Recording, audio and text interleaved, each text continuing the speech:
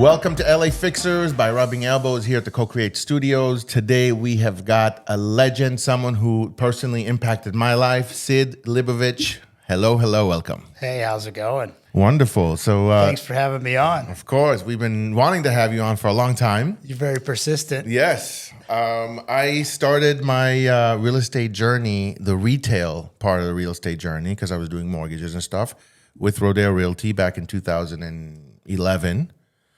Sherman Oaks office, and the rest is history. Oh, that's great. Yeah. We enjoyed having you while we did. And you used to come in and you used to give these kind of motivational speeches every once in a while. I mean, you got a lot of, how many offices do you have?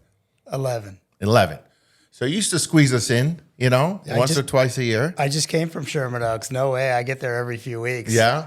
So back then, you probably came like once a month or something, Yeah. and you'd give us like a, motivational stuff. And me, I was like a new agent. I was like, oh my God, this is amazing. And we talked once before about one of the most resonating phrase that you gave. Do you remember that one? Which one? You have a lot of them. If you don't get sued every once in a while, you're not doing enough business. I hope I didn't say that, but every once in a while I do have somebody that ends up in a lawsuit and they're just really shocked and dismayed and I do say that to them sometimes. Yeah, sometimes, I mean, listen, as an agent, you can do everything right. The buyers and sellers, they can get in an argument over a refrigerator, right? And now you're getting, dragged into something you don't want to have to deal with. And usually it's a problem with the house. Real estate agents, even inspectors for that matter. I mean, usually the stuff we get sued on, the inspector didn't see it, the appraiser didn't see it, the buyer didn't see it. I mean, how would the agent see it? They don't have X-ray vision either. Right. And sometimes the seller didn't know about it, and, sometimes maybe they did. It's hard to say, and that's always the question. But generally, they sue everybody. That's just how litigation works. Yeah. So hypothetical scenario, I'm going to give you a hypothetical scenario. Burning building. You can only save one person. You see Carol Wolf and Adil Leviathan. No, I'm kidding. You don't have to answer that. I'm kidding. That would be like a Sophie's Choice question. What do you do? Yeah. I remember I was standing at Starbucks. I think I said it in one of the other shows. We were talking to somebody. I was standing at Starbucks on Louise and Ventura. That's probably one of your go-to Starbucks, because that's where I saw you. I spent a lot of time at Starbucks. Yeah. And I was standing in line. I remember I was kind of having a bad day. Was trying to unload this one property and whatever. And I hear someone behind me talking about, I think you're trying to identify another property, 1031, something. And I turn around, I'm like, can I give you an off-market property? And it was you, and we started talking, and, the rest is history. So, you never know where you're going to see the next investor, the next buyer. You just, got to have your ears to the street. Got to pay attention to Starbucks, huh? To Starbucks, of course. Let me ask you, how do you feel, or what are your thoughts on all the different real estate shows, buying Beverly Hills, selling Sunset, Property Sisters, Property Cousins, What are your thoughts about? I wish we didn't have these shows. Really? I don't think it's a great representation of what realtors are and who realtors are. Okay. Especially right now, I think with these shows and the NAR lawsuit, I think we've really lost track of the role that we play in society. I'm going to tell you, as far as I'm concerned, next to like a cancer doctor that cures you of cancer, what I've seen realtors do for people is just really amazing, and I'm touched every day. They're really the ones that help people achieve the American dream. And I've seen buyers that couldn't ever buy a house, that wanted to rent, that got encouraged to buy. I mean, my father-in-law is a perfect story. So I don't know if we have time for that here. Yeah, but this guy, when he was 18, he got arrested. And the judge said, you can go to the Army or you can go to jail. Well, he's a sharp guy. He took the Army. And he became a Green Beret. And in the Army, he parachuted into the hills of North Carolina, the Smoky Mountains. They put him there. He had to spend a certain amount of time there and live off the land with his guy that he parachuted with in case they got caught behind enemy lines. And, remember these guys, they're young guys. Yeah. Things are going on. Their testosterone is high. Am I allowed to say that on your show? Of course, you can say what you want. But one of them says to the other, I saw a road on the way in. Let's hitchhike here. So that they're supposed to live off the land like they get caught behind enemy lines. Mm-hmm. But they hitchhike into town. They find this small town where my mother-in-law was. He meets, what was she? A 16-year-old gal. Spends the week with her. She drives him back. They get picked up again by the helicopter, rescued, talking about how they lived off the land. And he marries her a few weeks later. Wow. Which, it's North Carolina, not Alabama, but I guess her mom signed or something. But then he gets out of the army, he goes to work. Somebody tells him, you should go to God's country. My brother-in-law has a plumbing company. He moves to Saugus, California. I mean, have you ever seen a better place than that, right? So he's in Saugus, and he finds out that he can go to Africa. And in Africa, he can get paid more to work on a pipeline as just a construction guy. Oh, before that, he gets to Saugus. He goes to buy a house or to rent a house, and the realtor tells him, hey, we need a first, last, and security. So now it's first and a security, but then it's first, last, and security. Yeah, back then. So I don't know what it was. Yeah. What could a house be back then? 100, 200 a month? He doesn't have the $350. And the realtor says, you're a veteran. You should use your GI Bill. I can sell you one. You don't need to come up with anything. He's like, no, we don't. Nobody, I don't know that anybody in his family ever bought a house before. He goes, no, I'm not a house buyer. The guy, let me show you. So the guy shows him, he buys the house. He lives in the house. He decides to go to Africa to work on a pipeline. So it's like people went to Iraq during contractors during the Iraq war because it wasn't safe or as safe. Yeah. And they got paid triple. So he goes to Africa to get paid triple. He brings his 10-year-old daughter, my wife, and his 1-year-old daughter, and they live in a village. He tells the realtor, all right, I'm going to Africa, let's sell it. The realtor says, no, do not sell this house. Says if you sell this house, you might get priced out. You might not be able to buy. You should rent it. Okay. Realtor rents the house for him, goes to Africa. Done in Africa, goes to Trinidad. Couple years later, comes back, moves back into the house, goes back to work for the same guy. Who knows what happens? Gets another job in Camarillo.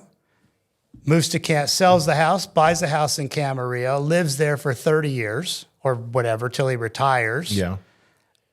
Sells the house, has enough money to live the rest of his life. And I'm telling you, this is a guy that he was great at things, but not great at money. Had he not buying that house, he also used it as a credit card. Yeah. By the time they both had passed away, they had a reverse mortgage and there was no equity there. Yeah. But that decision from that realtor is the reason that he got to live in a nice house the rest of his life. And, maybe it's not that scale with every client, but most of our clients, most of the net worth is due to the home that we sold them. Right. So I don't know. And when you're looking at those shows, back to those shows, it's like cha-ching, Yeah. $100,000. I don't know. And people don't really talk to people the way that they do. And if they did, they wouldn't make any money. Agreed. Well, I don't think It's make ridiculous. I think they do. But they certainly don't act the way they act on the show. I know they do. They make money? You mean in real estate? The people on the show make money? I think most of them have parlayed that into a tremendous career. Yeah. We've had, who do we have on the show? We had Maya Vander from Selling Sunset, and she says, people will approach me and say, hey, I know you from the show. I want to do business with you. Or, so that will, give them a lot of momentum. I think we should have. And I think there's enough drama in real estate. Right. We don't need to add any more. There's so many. It's become part of culture. I think it would be great to have a Valley real estate show. And I have a couple of ideas for shows. Well, we're not going to get involved in that. Okay, well, let me give you some idea. I'm not pitching you a show. We're not going to get involved in that. I'm not pitching you a show. But I'm adamantly against the shows. Okay. We're not going to get involved in that. Okay. What about affordable and nice, van nice? That sounds good. We can make it like a YouTube show, you know? Like a YouTube show of you know, showing the stuff. Listen, it's affordable. It used to be affordable. Even Van Nuys now. A lot of people, you know, you can be. And you know, that's the exact problem with real estate is that you realize the capital gains rate or the exclusion from capital gains hasn't changed since what, 1996. Okay. So these homes in 96 are now 4 or 5 times more. Yet it's a 250,000 or 500,000 exclusion. That's right. And in California, you're paying 38%, 20% federal, 3.8 on the healthcare tax, and then 13 on the California tax. So you're paying about 38% all in on that amount over the 250 or 500. When a house in Reseda is $1 million that somebody bought and raised their family in for 30, and even if they're great at Photoshop and can make it 100, you know, now they've made 900,000, they get 500 tax free. They have 400 to pay on taxes. You know, they find out they got to pay 150,000. They just don't sell it. Right. You know who this hurts? This hurts buyers. If there's less available, buyers got to pay more. Right. It also hurts the local government. If homes aren't trading, you know, we get lower. They don't make as much in property taxes. Yeah. And if you think about it, forget about now because we have high interest rates. 2021 was one of the best real estate markets of my lifetime. Interesting. However, in California, we only had 430,000 sales. We averaged over 500,000 all during the early 2000s. And that's because there's so many people that won't sell. There is a tremendous amount of homes out there that are sitting empty. I'm going to call it like a shadow inventory. Okay. You know, I don't care how many ADUs you build or splitting properties, SB9 or all this stuff. They're never going to take care of this housing shortage. The fastest way to take care of it is to get people that are afraid to rent it but don't want to sell it, and they're waiting till they die to allow them to sell their houses and avoid taxes. Mm-hmm. And you'll have a flood of homes come on the market, and you'll finally have prices more affordable. That's very interesting. Sad. That is very interesting. Sad. One change can change so much. So we had a question. We wanted to ask you something that that you could have done, let's say 30 years ago, that now you can't do.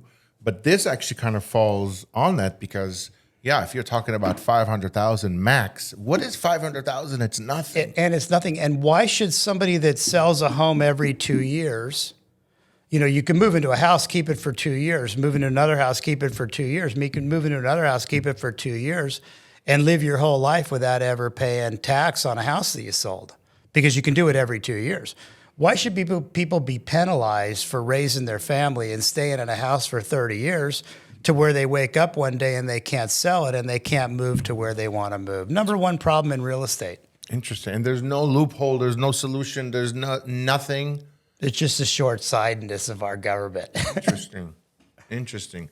So what do you think the solution would be? To maybe just raise it from 500 to 750? You know, they were talking about raising it from 250, 500 to 500 a million. So it's 250 for an individual, 500 for married filing jointly.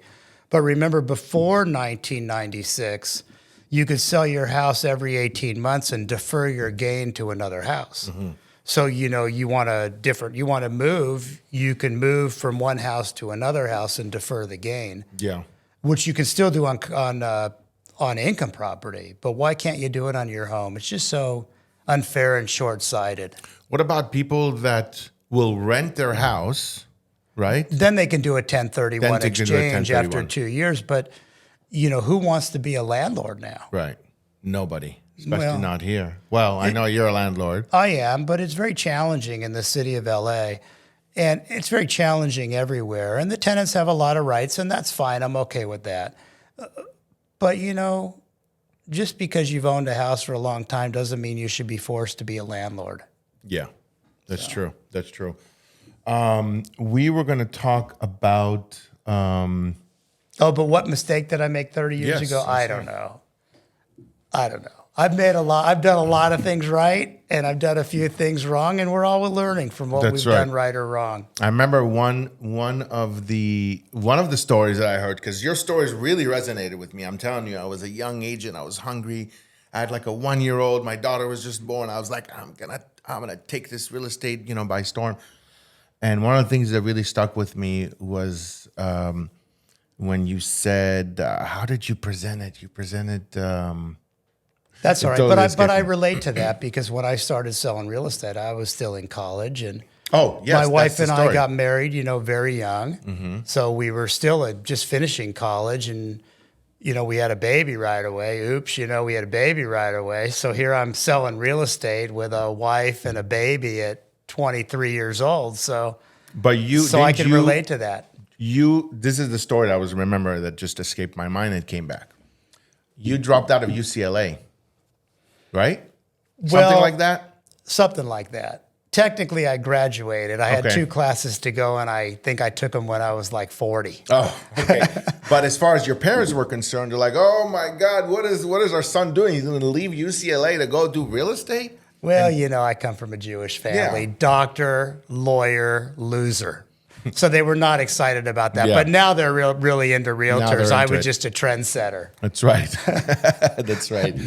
We were going to talk about, so the whole reason we started Rubbing Elbows, LA Fixers, our podcast, was when COVID hit and we were kind of like stuck at home, the lockdown, what are we going to do? We started bringing people on, all the usual suspects, all the names, from Marty Azulai to Craig Strong to Carol to Adi to whoever, Dennis Chernoff, whatever, right?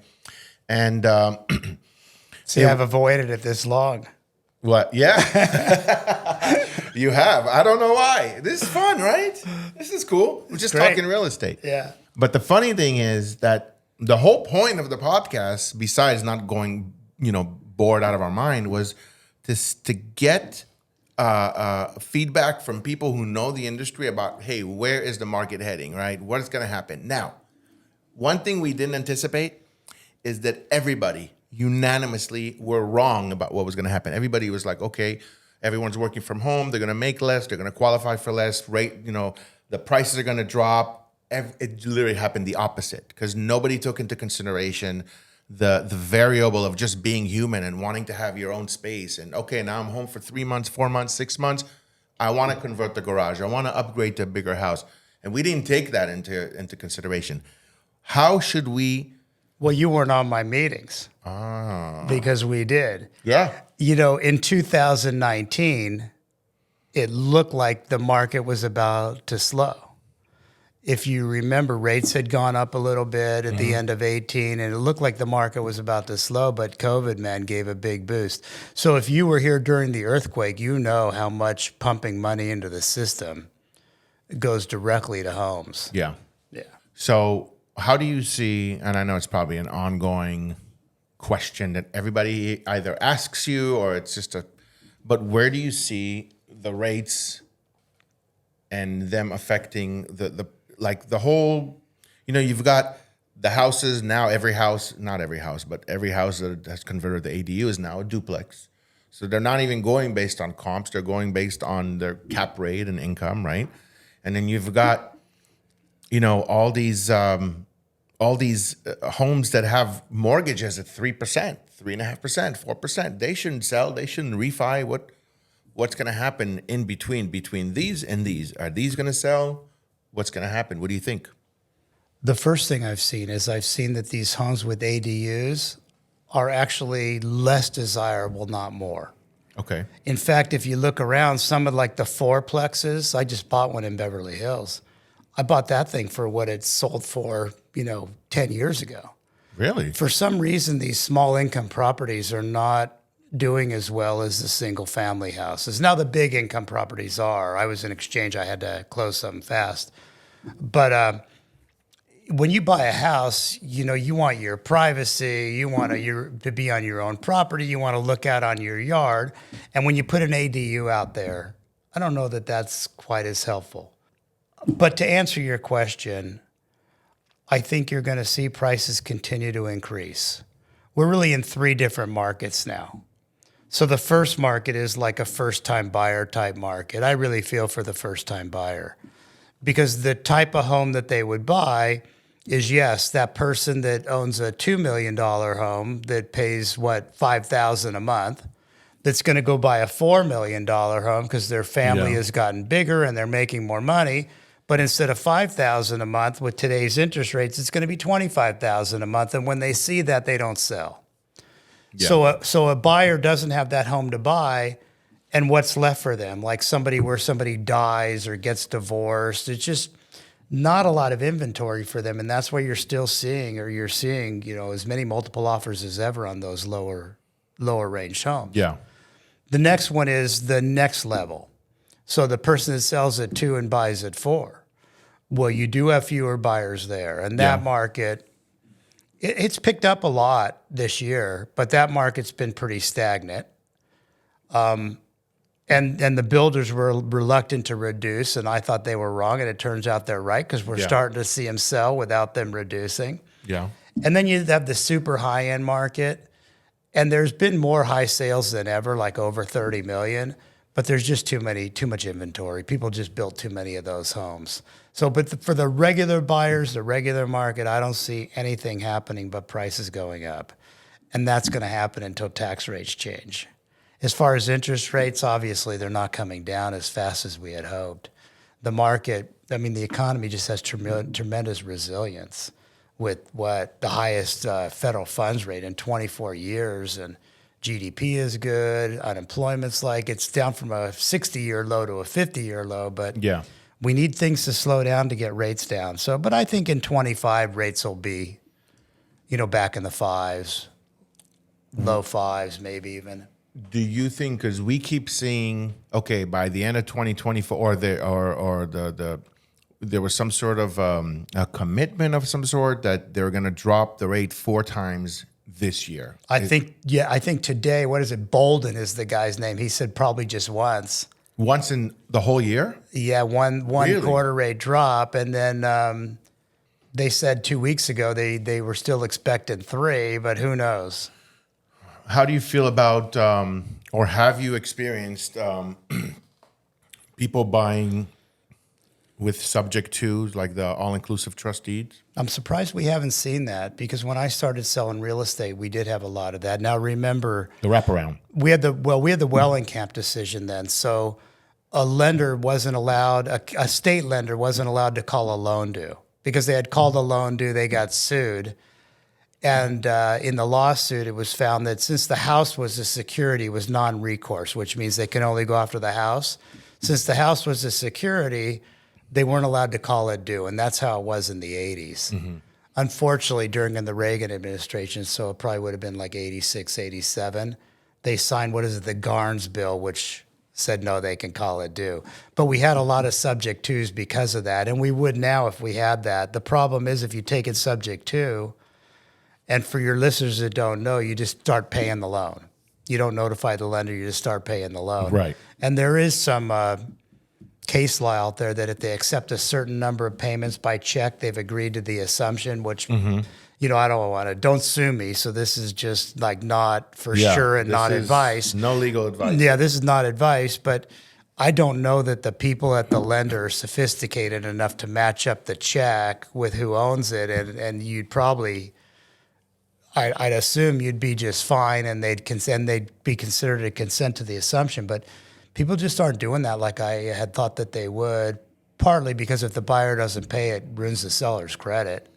And if the seller goes to get it on our loan or what did you do with this loan? Well, I defied the mortgage and let them take it subject to. So no, we haven't seen the creative financing. I actually had a creative financing class for my agents a year ago because I thought we'd see it and we didn't. I would love to be part of that class because that's the kind of stuff that gets me going. We've seen people put the property in an LLC or some sort of a trust, and that way it doesn't get reassessed. It goes into the trust, and then the person now has ownership over the LLC. I've seen people do that. Again, I'm not saying what I know to be legal, what I don't know to be legal. I'm just sharing what I've seen people do. And not every sale gets audited. but that, if the LLC has a certain percentage change, it's supposed to get reassessed. So it may just be a matter of time. Yeah, but also I think if it's like an internal, if it's an internal document where you're now adding a new member, or if it's an internal thing and it's not getting, it's not necessarily going through the Secretary of State. It's like an internal thing, and you've got to. I think that the reason that I would think it's ill-advised is there's just so much coordination now between the franchise tax board and the IRS and the cities. And yeah, even though it's an internal thing, by the time it comes to filing taxes, it's all out there. So there wasn't this kind of coordination in the 80s. Everything wasn't computerized. Yeah, So I don't know about that. Yeah, that's something that whoever is going. So, for example, we actually brought on, the VP of Lawyers title to ask about, how many loans are actually called due. We asked a bunch of different people, It's fewer than you think. It's very little. However, if a loan is at 2 3/4, I think they got more motivation to call it due than they did a year and a half ago or 2 years ago when a loan was at 2 3/4 or when a loan was at 5 or 6. Yeah. That now would be at 2 3/4. So a lot has to. There's just so many variables that go into it. Yeah, and FHA, right? FHA can't be called Well, an FHA loan is assumable. It's fully assumable. Yeah.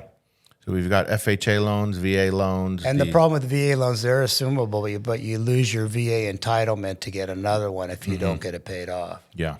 Believe it or not, these 3, 5, 7, and 10-year fixed loans are assumable too. And shame on these lenders. They take so long to approve an assumption that nobody's doing it. How long does it take? I've heard them say it's 6 months. Wow. So they're just out of their minds. It's just totally unfair. You think we have a lot of consumer protection until you see something like that. Is it, can they deny it? Meaning if the person doesn't qualify, I think they can deny it if they don't qualify, but they just say, oh, we're just too busy to look at it. Interesting. Sad. Let's talk about some of the newbie investors that are coming into the market. These are the guys that get trained, via Zoom, by somebody in Pakistan, and they're like, okay, I know real estate now. Let's go. Do you ever find yourself in situations, or your agents find themselves in situations where they're dealing with some newbie investor who, like we're dealing with someone right now. He gave us a non-contingent offer, contingency removal, everything, and after the fact, he's like, I want to renegotiate the price. How? You're non-contingent. It doesn't work that way. We have one of those today. I've been dealing with it, and the buyer's actually an attorney, and I don't know that he wants to renegotiate the price. I think he just has changed his mind. So in the heat of the deal, you've got all these offers, and you're so excited, and you do what you got to do to win out, and you've removed your contingencies. If you do that, you need to buy it. Yeah. Yeah, you need to buy it, or you're going to need to negotiate some kind of penalty to get out of it. Or find, maybe you haven't had the disclosures yet and there's a cancellation right. But no, I'm going to say newbie investors, I encourage you to invest. I was thinking about it this morning, and I was thinking, because I was thinking about this person that's backing out of this deal. And I'm not talking to the person. He's one of my agent's clients. But I was thinking, you know what? I don't regret any house I've ever bought. Right. You regret the ones you sold. And I also regret the ones that, for whatever reason, I got cold feet, and it's just a couple and didn't buy. For these investors, if you're going to buy and sell right away, maybe flip or fix it up, who knows? You really need to know what you're doing, and everything's so expensive, and it may not be as good as it looks. And if you do well, you got to pay 50% in taxes on those if you don't hold it for over a year. But if you're going to buy a house and keep it and own it, till you retire, or own it for a long period of time, you can't go wrong. So my advice is buy, and never sell. Right. Buy, and never sell. We've got, just like this show is LA Fixtures, we've got off-market inventory, right? So we're constantly, door knocking, mailers, cultivating relationships with attorneys and with you name it, right? That's what we do because we want to get the stuff before it gets listed. We want to be in conversations with the seller before the seller even knows they want to sell. So if someone's going through a divorce and they're in the thick of it with the emotions of what's going to happen, well, we know you're going to sell the property because statistically 70, 80% will sell the property. Whether you know it or not, you're going to sell the property. So do you have any suggestions, recommendations on how we can properly expose it to other agents? Because it's a huge weapon for these agents to be able to have inventory that's not available to other realtors. And these are all fixers, development plays. They're all under market value, and they all have a huge upside. That's a tough question. And it's a tough question, first, because of the clear cooperation rules in the MLS, which says you can't tell any other agent about it till it's on the market for everybody. But even without that, and I'm sure you're going to take this part out, as a realtor, you are the fiduciary of the seller, and it's your job to get them the most money possible. And if I'm just going to expose it to my investors, if everybody's working with 4 or 5 people, there's 4 or 5 buyers that can buy it. And if I'm going to do it to my office, one of my offices, maybe that's 100 people, that's 400 buyers. And my whole company, that's 1,000 or 1,200 people, depending on the time. But that's 4,000 potential buyers. But if I put it in the MLS, with 30,000 agents, that's 120,000 potential buyers. So, the more buyer pool you have, theoretically, the more that it can get. Right. And that is some of the litigation we've been involved in. So like our agent will get a fixer and, they'll sell it to an investor. And frankly, I believe my agent thought that that's all she could get. But when the investor fixed it and flipped it for way more, they thought for sure that she ripped them off and sued us. And we ended up settling because the cost of litigation is so high, certainly for much less than they had hoped, the sellers, I mean. Yeah. But there was just no way to prove that that's all they could get. And frankly, there's no way that we'll ever know. Because just by exposing it to 1 or 2 investors, you really never know. And I find, and like, that's why we didn't go to court on it, because what are we going to say? Oh, we know for sure this investor is going to pay more than any other. So it's a hard thing for us when we represent the seller. Now, if you only represent the investor and you just do an offer for the investor, then I think you're good to go. That's kind of the structure, right? So the deal is already negotiated and secured. And then the agents that are receiving it as an opportunity to show to their buyers. They're not representing the seller. Yeah. So the agents that we're reaching out to. Yeah, you're wholesaling. Yeah. So the agent. I'm just worried we're going to get thrown into a lawsuit with you. So I'm just shame on me. But I'm at this point in my life, I'm just so beat up by litigation and by attorneys that I'm constantly thinking about that, because the seller, you tie it up or you have like an option or you buy it and then you flip it at a higher price. As soon as the seller sees that, they're thinking, hey, why didn't I do that? And that's, sure, we can fight it out and we won't have liability because we didn't represent the seller. We just represented the buyer. But fighting it out isn't cheap. Yeah, that's right. Yeah. So could there But be... remember, I'm more on the seller buyer side where we're just representing your normal seller and your normal buyer. And Yeah. But obviously if you guys had if let's say all your agents had access to off-market developments and fixers and whatever, there's no reason why they wouldn't jump on it, because now they've got access for their investors. And they do. And we have a form that we have the people sign that basically says what I just said. If you have one agent, that's 4 buyers, and the office, that's, 400, and the company, that's 4,000, and the MLS, that's 120,000. But there are some cases where people just don't want people in their house and they don't want it on the market. So we do have that. And then we have an off-market site throughout our company. So like if I put an off-market property in and another agent puts a buyer that they have in, they'll get automatically notified. So you can either search the site or you can automatically be notified. I wish I could get my agents more diligent in using it because it's a great site and we make sales off it all the time. I'm curious. So is there some sort of a disclosure or waiver, some sort of something that the seller could, is that what you were saying? The seller is signing off? Yes, I understand. I could probably get more money. We have an off-market disclosure that we require them to sign. Interesting. Okay. And for some people, it's an appropriate transaction, and for others, it's not.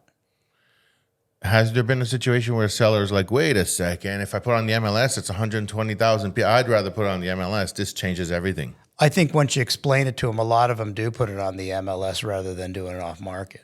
Yeah, because at the end of the day, of course, you can have more exposure, more buyers. Theoretically, yes, you should have more. And I do believe that my agent explained to the people that sued her the drawbacks of not putting it on the MLS. And I do believe her. She said, oh, we want the money. We need the money now. We can't fix it up. We don't want to disturb the tenant. We don't want to show it. But, you know, when it sold for almost double, they had selective memory. Right. But remember, to sell for almost double, you know, it was dilapidated. I think my agent's words in her deposition was, I wanted to vomit when I was in that house. I mean, the cabinets were falling off the wall. The pool had no water. Yeah. The doors didn't close right. But you know what? When the buyer fixed it up and resold it, it had all new windows, all new cabinets. He fixed the structural. You know, everything was brand new and the pool was sparkling. Of course, it sold for a lot more. Yeah. So it sounds like that type of seller would have sued regardless because that's the kind of person they are, right? And, you know, I'm not so sure about that. And like I told my agent, she could have accomplished the same thing. She could have put it in the MLS. We didn't have that disclosure. That would have been helpful. Mm-hmm. So we didn't have that disclosure. Oh, the off-market disclosure? We didn't have that off-market. We didn't have the off-market disclosure. That would have been helpful. But she could have put it in the MLS. She could have put subject to interior inspection. She could have got investors to make offers ahead of time without seeing it. Right. You know, and then nobody could have said you sold it too cheap. And if they did, she would have said, come on, man. I'll be my Biden thing. Come on, man. Come on, man. It was exposed to 30,000 agents and on thousands of websites, and this was the best we got. Yeah. So, you know, hindsight's always 20/20. And, you know, we've settled the case so they can't sue us again. So I believe if she would have done that, they would have gotten more. But at the same time, I don't think she thought that at the time. I do think she did the very best she could with them under the circumstances with how quickly they needed the money. So how recent is this off-market disclosure? 3-4 years. Okay. Yeah. Yeah, that's... Because I just got so tired of seeing these things come through. And not a lot of them, but I still got tired of seeing them go through. And a lot of times they're with older people, and, you know, you got to be careful. Yeah, of course. And I don't know that it was explained right. I mean, I had somebody, they told them, oh, you want to do it off market, it's better for you. You know, the time on the market doesn't stay. It's just so much better to have one agent instead of 30,000 trying to sell it. You know, these agents, you never know what they're going to say. That's right. So for me, listen, I've spoken with many you sellers. You have a different thing. You're not Rodeo Realty. You're not a big real estate company. Right. You have a platform that you're using, that you're specializing in, and for you that works. Yeah. For me, I mean, we're only going after properties that are dilapidated, that are just broken foundations, problematic tenants, fire damage, water damage, you name it. And my guys sell a lot of your properties. I know, am I allowed to name? I know Brandon sold a few. My guys sell a lot of your properties. Yeah. Hopefully more to come. But yeah, we're only going after these horribly poor condition properties. So we're telling them ahead of time, like, hey, well, I'm your guy. But I'm your guy to buy some of those. But but you know what? I'm not going to be the broker in the deal. I'm for sale by owning that one. Exactly. Because I just can't take attorneys anymore. Exactly. Yeah, it's exactly it. So I say, listen, we've got access. We've got our network of 600 cash buyers, investors, contractors, builders, whatever. I'm going to expose this property to our network within 24 hours. Right. And these are the people who would make offers on it if it were on the MLS. Because if it's on the MLS, you're going to have tire kickers, first-time home buyers, people coming to see the property thinking they're going to get approved. And people that will pay more than those guys will pay. That is true, but they're also going to try to get financing on something without a kitchen. Totally agree. Right? Totally agree. Yeah. So, But some investors will pay more than others. of course. Yeah. Yeah. I feel like there's now a lot of these like Blackstone and some of these bigger companies that are just buying every single SFR that's coming out there. I don't know that they're doing that here though. Like I know they're doing it in More middle America? Arizona and okay. cheaper places, but I heard that too, and I looked it up. I did some research. They don't own that many. Well, the research I did was how many homes are vacant and sitting empty. It's just an incredible amount. So we had a listing for lease in Beverly Hills, and then the guy's like, "Why isn't it leasing?" And I'm like, "Well, why does your client want $85,000 a month? Obviously, it ain't gonna lease. He's not serious about leasing it." Yeah. And then my agent's like, "Well, yeah, he seems like he's serious." So I ran Beverly Hills leases to do comps for him. In the flats of Beverly Hills, this was in January, there are 49 homes for lease, and 3 had leased in the last 3 months. And some have been on the market for 200 days, 300 days. He goes, well, this one's only been 60 days. So then we did some research on the 60 days. The only difference was the agent was less lazy and canceled the listing and relisted it. So clearly, these homes that are sitting empty, they don't really want to lease or they'd lower the price. And obviously, they're not going to sell them because they bought it for, $1.5 million in 1990. Or 95. Yeah. And, now it's worth 10 million. So, if they did a lot of work to it, they're making 8 million. They're not going to pay 3 million. They can keep it until they die and their kids die and their grandkids die without spending 3 million to keep it. Right. That's just insane. So there's just a tremendous shadow inventory. I'm telling you, they change this tax law, you'll see 100,000 homes hit the market in a year. Wow. That's a bold And statement. you'll see buyers being able to buy houses, and you'll see prices stabilize. This totally dysfunctional market is over that. How do you feel, or do you have any involvement in like some of the like ED1 development projects for affordable housing? Now you can put 30 units on a 7,000 lot versus 8 units, right? I know about it, but I try to. My lane is for this is residential real estate. I mean, I own a lot of commercial real estate, but I love residential real estate.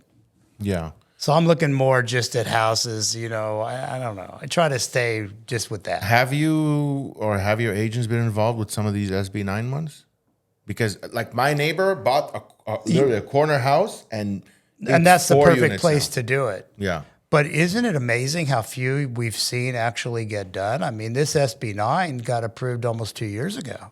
So this SB9, I jumped through hoops, went on building and safety, went on ZEMIS, went on Secretary of State to find this guy and this guy. And I found the architect who got this thing approved. And I swear to God, I think he got approved in 100 days. Well, This that's SB9. fantastic because there hasn't been that many of them. But do you really want to split your residential lot? I just don't think it adds. I just don't think it's the highest and best use.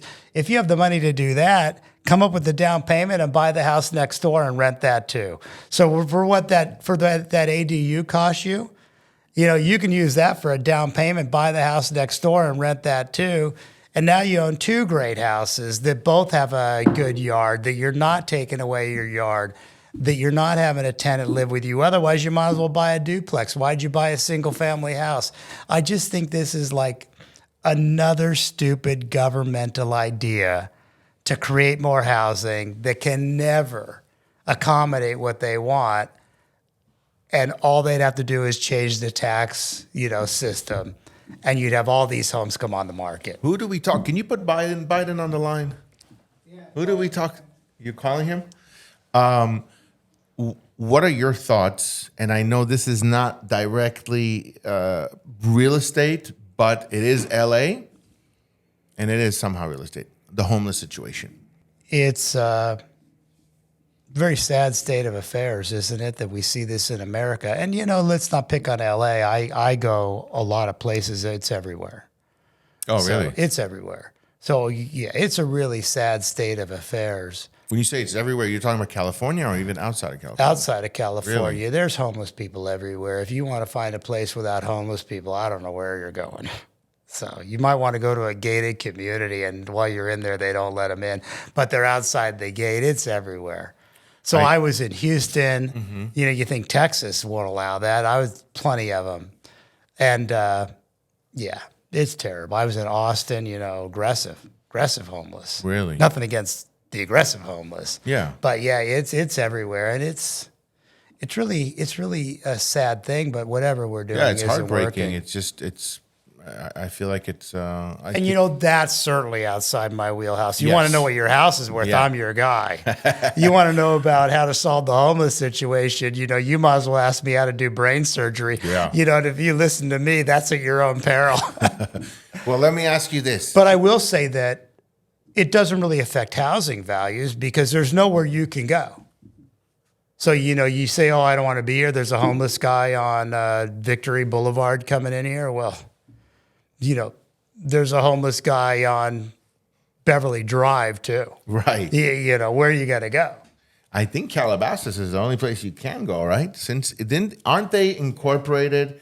And I own a property in Calabasas. We Okay. get called all the time because there's like homeless people that sleep. I own in Old Town Calabasas. The homeless, and there's less there, obviously, the further you get. But there's like homeless people that sleep on our gazebo, and we got to get them off in Old Town Calabasas across from the sagebrush.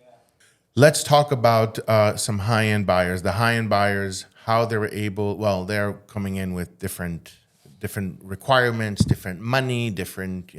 Let's talk about what is your take on high-end buyers? Who are they? Who are they now? What are they? Where are they buying? There is a tremendous amount of wealth out there.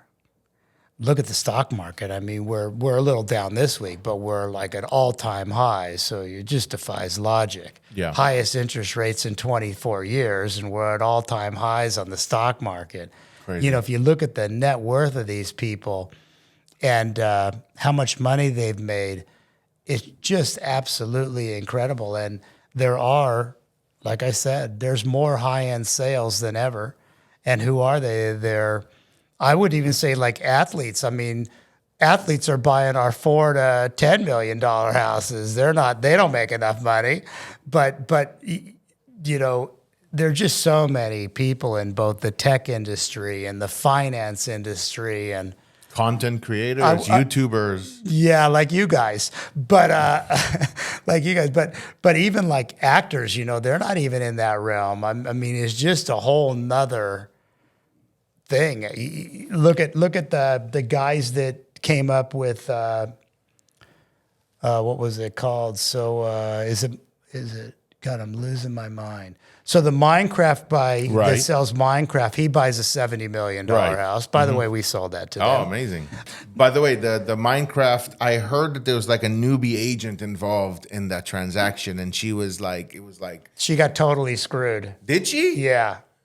Oh, man. So what happened was we had the listing. We had split the listing. So we had it with Hilton and Highland. And my marketing guys did like lots of the marketing because we have a huge marketing department. You got to come someday. You'll be blown away. The one in It's in Beverly Hills. In Beverly Hills, It's where in there's Beverly. the printing. I did a tour there once. Right. The print shop, the marketing department, Yeah. all that. So our guy, Tim, did all the marketing. He's a really well-known marketing guy for years and years, decades in real estate. The Minecraft guy sees it, and he sees it, I think he saw it like on a website, and they actually sent him a book, is my understanding. So they have these beautiful books, and he knew a gal here. I forget her name. And he called her, and she showed him the house, and he wanted to buy it, and I think she was at John Arrow at the time. Okay. And she went to the manager, and he's like, come on, it's a $70 million house. Now, 70 million sounds like a lot now, but it doesn't sound like a lot like it did 4 or 5 years ago when it sold, maybe even 6. I mean, that was a huge number. That was the highest sale ever in Beverly Hills. Now you got stuff at 200, but that was a big number. So the manager's like, you can't do a $70 million house. So he hooks her up with another agent. I don't want to get anybody mad at me. A big agent there. Okay. And the big agent does, who knows? Maybe she went to got the deal done. You never know. You never know. But she hooks her up with a big agent there, like one of the greatest agents in the business, one of the top agents. Okay. And this was JAG, John Arrow Group. yeah, Right. and they close the sale. Okay. And that agent gets really well known for it, the big agent, and nobody, like I can't even remember the name of the other agent. So, that's true. What you heard was true. Wow. That's it. Yeah. So what you heard is true. And Katya, so I heard the story from Katya that was upset that she didn't get a higher percentage and more credit. But then again, maybe she went to closed it. So who knows? Hindsight's always 2020. Yeah. And not even 2020. Being a quarterback on Monday morning, is not knowing all the facts. I wasn't there. I don't know, but I did hear it from that gal. We were just talking about that. The coaches, we call it from Tuesday morning coaches from the Monday night football. It's like, you don't know exactly. You weren't there, right? And most likely, if it's a newbie agent, she probably would have a very hard time pulling off even a $7 million deal, let alone 70. And I don't know about that because do you really think these 70 million buyers even listen to the agent? They're their own people. They run the show. The agent's there for the ride. They meet the inspector. Some of them, you're going to have a business manager. You've seen it, right? I'm sure there was my business manager, my this, my that. And it's like now I'm looped in with 7 people on an email. I'm sure they were looped in. Yeah. So I'm sure she was looped in with a lot of people. Hey, you know what? Maybe. But that's her story. Who knows? But that home sold for $70 million. And then like the Uber guys, they bought 2 houses. I mean, expensive houses. So you've got all these, wealthy people that weren't wealthy before that are buying these homes. I mean, Bezos bought in Beverly Geffen's house. That's right. So now Geffen, he wasn't even for sale. So now Geffen needs to go. He goes and buys another house. You just got all these huge sales and all these wealthy people, and it's pretty cool. Yeah. It's pretty cool. Let me ask you, what kind of deals? So Murdoch's son bought the Beverly Hills Hillbilly house. Okay. Wish we weren't involved in that. Wish we were. Yeah. But what kind of deal? What kind of deal can you say, like, not say, like, no to? Like, for me, if one of my neighbors wants to sell, like, I cannot say no. If I have an opportunity to buy one of my neighbors' houses and create my little monopoly in I'm doing it, even if I'm paying a premium. What kind of deals are you always open to listening to looking into? I'm a real estate addict. Me too. So when it comes to real estate, like I don't have great cars. I have a great house, but when it comes to real estate, I'm a real estate addict. And that made me a good realtor, but it was also tough for me. Every time a client didn't want to buy a house that I thought they should buy, I'd want to buy it. And when I could, I did. Yeah. So and it worked great for me. I swear this just validates everything I'm doing in my life because whenever I'm telling, this is an amazing property. How are you not seeing the value? And I always say you need money and balls. You can't just have one or the other. You got to have money and balls. And a lot of times, like, screw it. We're going to take this property down. Like, we'll take it. And we never regret it. We never regret it. So, oh, no. But you know what the difference is, and I don't know about you, but now I purposely try not to rehab these houses. Because the problem is once I'm done rehabbing it, I look at it. I want everybody to appreciate what I've created here. And the only way to get that satisfaction is to sell it. That's the dumbest thing you could ever do. And then you're worried, hey, the tenant's going to thrash it. So no, you gotta buy it, keep it forever. Yeah. We have a property that we're literally about to sign off on it today. It's a duplex on Buckingham 90016. Okay, it's a duplex, 7,000 square foot. Where's lot. that? I don't even know. 9016 And I thought I knew in every LA. house. Just LA. Okay. So it's a 7,000 square foot lot, zoned RD 1.5. It already has plans in the city for a small lot subdivision to put 4 homes on it. It's got an existing duplex on there now that's on Airbnb, bringing around $6,000 a month. It covers itself. The seller is allowing us to take over the loan, which is we're buying the property for $1,250,000. FHA loan. He's letting us take the $950,000 loan. We're coming out of pocket $300K, taking the whole thing. Once the thing is RTI, we can figure out if we want to do there it is. Sweet. So something like that, because we're still always looking. We've got probably like 7 projects between the two of us, just like working on different projects. So we're spread thin. We can't go for every deal we see, and we see a lot of deals. We see 2-3 deals a day. And you're not the only one. I feel you, brother. I feel you, you know. There was this big house in Beverly Hills. I wish I could have swung it. It would have been like a huge score for me. And I told a couple of people about it, couldn't get them to buy it. Arkell? And then it sold. No. Oh, because we've got something amazing. It was $40 million. But it was $40 million that you could, redo it and get $100 million. Really? I mean, it was fabulous. Tower? It was on Mountain. Here's my tip for buyers today. Even me, you'd be hard pressed to find somebody that's seen more homes than me. My home that I live in now, my wife and I were looking for a home. We're like looking for months. And you finally bought in Panorama City, I know. No, I'm kidding. And it's a nice part of Panorama City. So we're looking for months.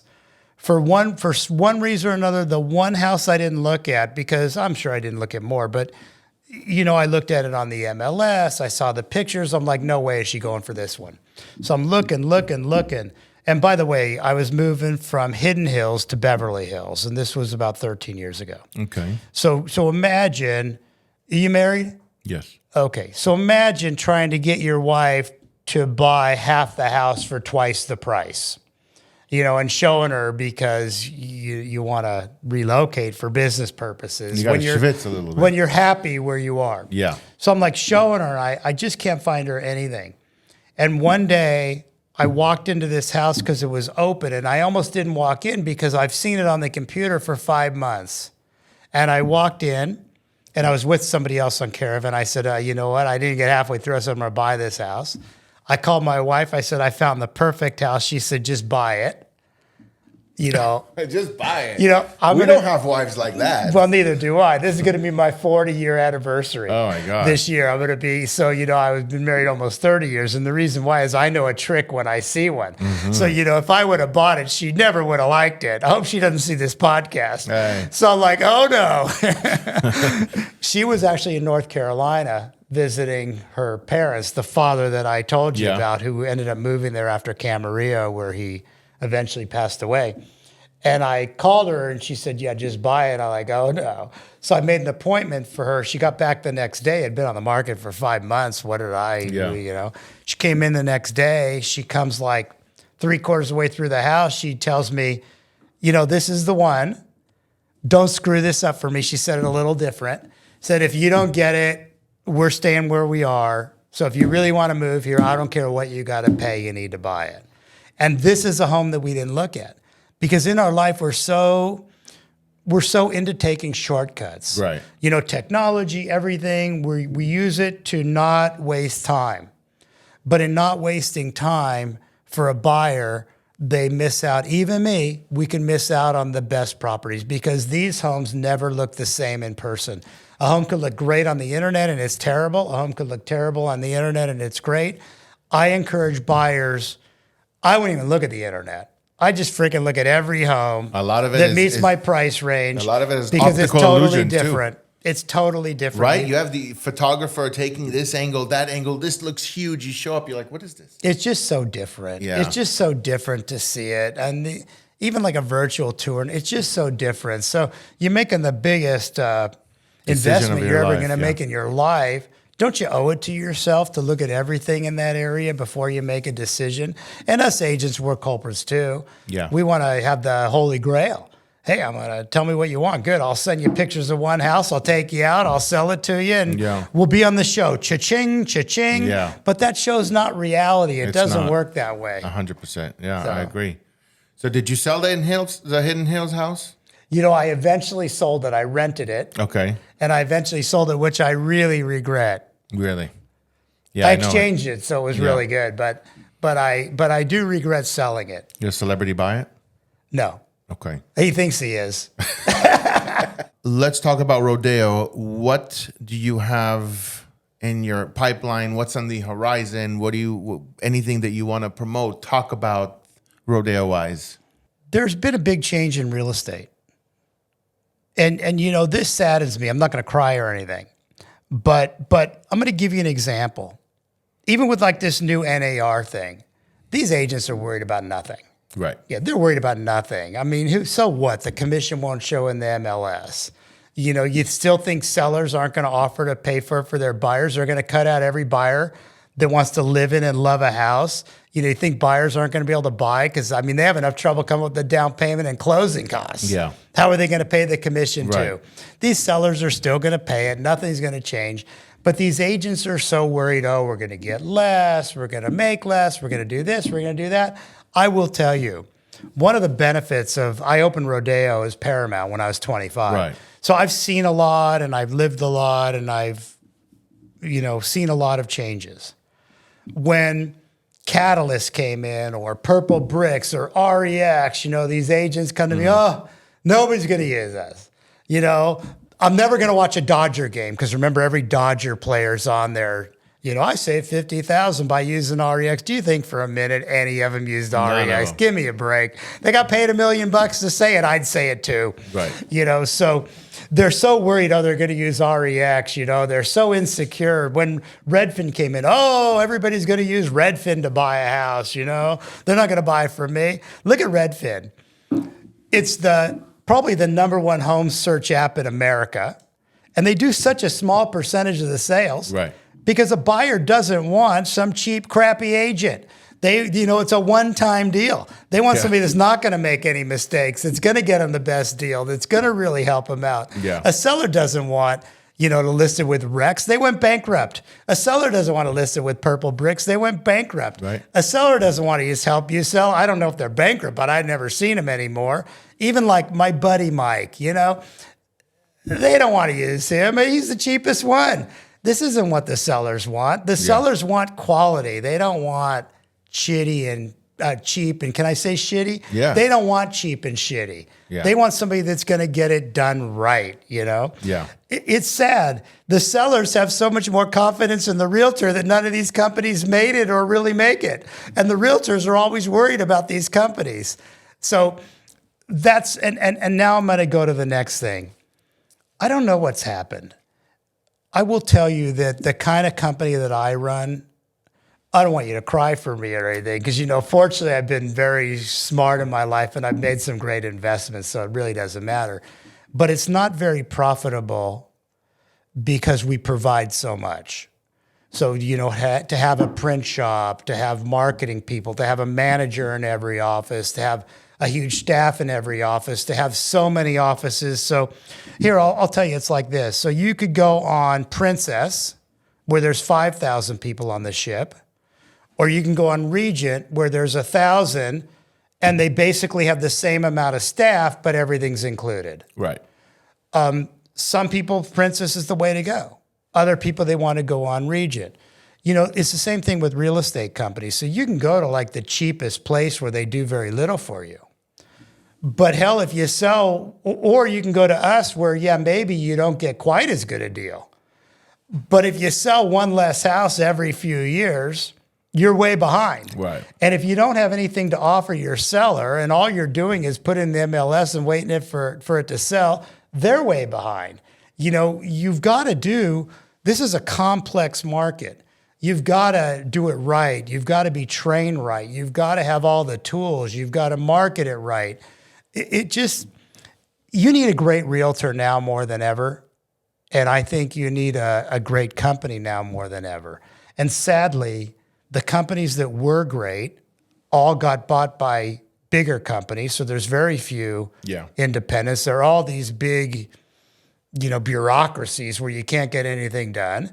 And sadly, even these big bureaucracies are trying to be, I don't want to say like Keller Williams, but that's what they're trying to do. They're getting rid of their great managers to hire managers that only recruit, that don't know a lot, that aren't, helping the agents and making sure that they get their deals closed, and their retention's no longer there.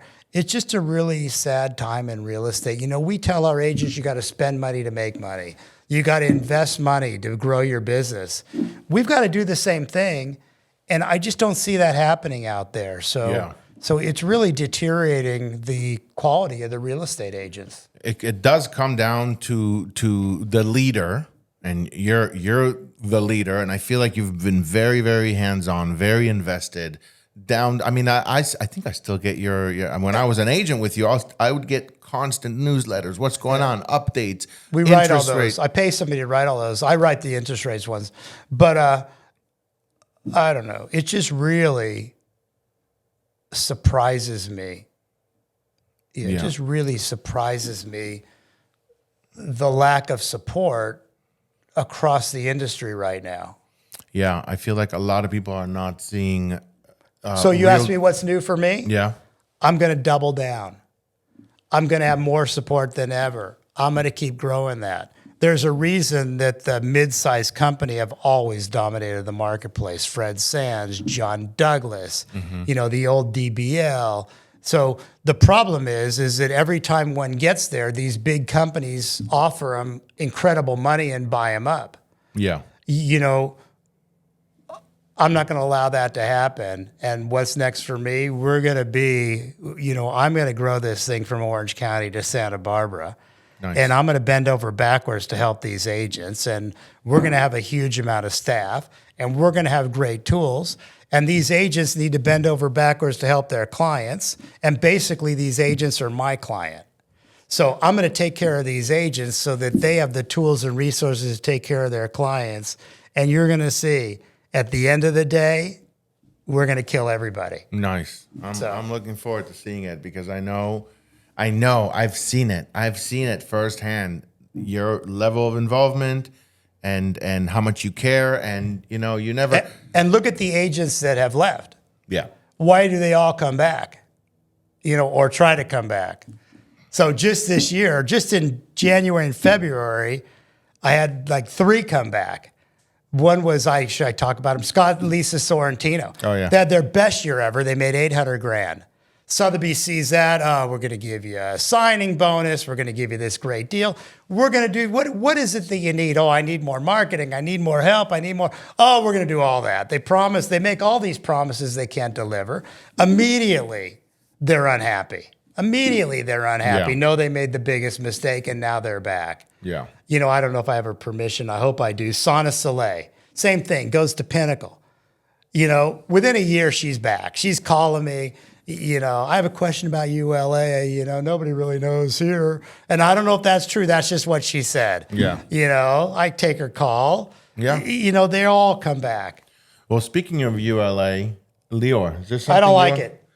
I'm against it. Who is it? This property, is it exempt? Beverly Hills is exempt from ULA. Yeah, Truesdale. Well, on that note, I want to thank you for coming by here. Let me give you one more thing if you can fit it in. Let's go. The end. And I'm going to tell you, there's a reason that the owner of Louis Vuitton has become the first time ever, or in a long time, that a tech person isn't the richest person in the world, and the Kmart is bankrupt. People don't want shitty stuff, and they don't want shitty service. Yeah. Yeah. That's what we got to invest in. Yeah. I like that. I'm going to keep an eye on Rodeo Realty and them. And when you're doubling fixing down. up a house, remember, people don't want shitty stuff. Fix it nice. Fix it nice.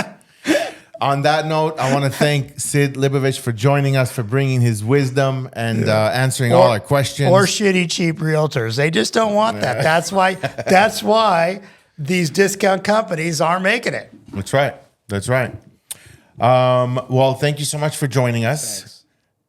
This has been long overdue, and I'm glad you finally joined us. Thank you. It was fun. Awesome. Boom.